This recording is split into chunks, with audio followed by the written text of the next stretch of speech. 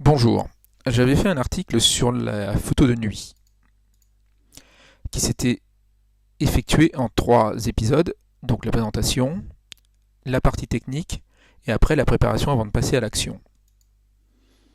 Je vais passer sur les pages, on n'est pas là pour ça. Voilà. Et là, je vous présentais à la fin ma première photo de Voie lactée et surtout avec quoi je l'avais fait. En 2013, je l'avais fait avec un Canon EOS 550D, qui est donc un 18 mégapixels APS-C de chez Canon, avec un microprocesseur Digic 4 et un objectif non stabilisé 18-55-3, plus mon mini petit trépied. Voilà. La photo à l'époque avait été prise en JPEG, je ne connaissais pas encore le RAW, enfin à peine, on va dire. Et le traitement qui avait été effectué avec Canon Digital Photo Professional 3.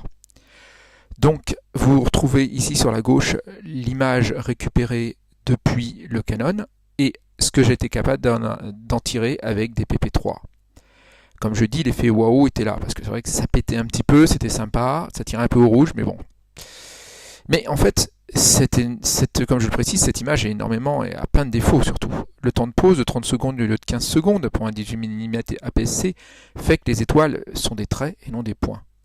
La sensibilité, je l'avais poussé à 6400, un peu trop, 3200 aurait suffi, j'aurais eu beaucoup moins de grains. 6400 pour un microprocesseur Digic 4, c'est trop. Donc les 1200D et compagnie appareils actuels, eh bien 3002 maxi, voilà. Et cliché, comme je disais, un JPEG, donc moins rattrapable qu'un RAW. Donc l'image, je l'ai retrouvée, la voici. Voilà, elle est belle, elle est plus grande, mais c'est la même, hein. Et je vais voir ce que je suis capable d'en faire avec l'iZone maintenant, presque 7 ans après. Je l'ouvre avec la dernière version de l'iZone, la 4.2.0, qui a la particularité de prendre en compte la correction des appareils et des objectifs, chose qui est assez intéressante. Donc c'est la première chose que je vais lui faire. Je vais lui dire automatiquement de récupérer mon appareil photo de l'époque, qui était un Canon EOS 550D, et aux États-Unis, le Rebel T2i. Voilà. Il faut lui associer le bon objectif, donc le EFS 1855 modèle 3 non stabilisé. Le problème, c'est qu'on ne sait pas lequel que c'est puisqu'il y en a une collection. Alors ça va être très simple. Le modèle 1, le modèle 2, le modèle 3 et les deux modèles de stabilisé derrière. Voilà.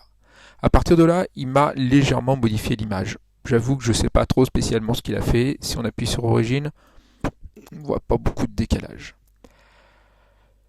Qu'est-ce qu'on va pouvoir faire en plus sur cette image? Déjà, la balance des blancs ne me plaît pas. Elle tire sur le gris. J'aime bien un ciel de la Voie lactée qui tire sur du bleu.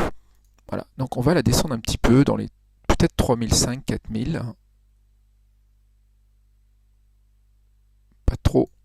Voilà, 3005 c'est peut-être pas mal. Déjà c'est un petit peu plus peut-être bleu réaliste.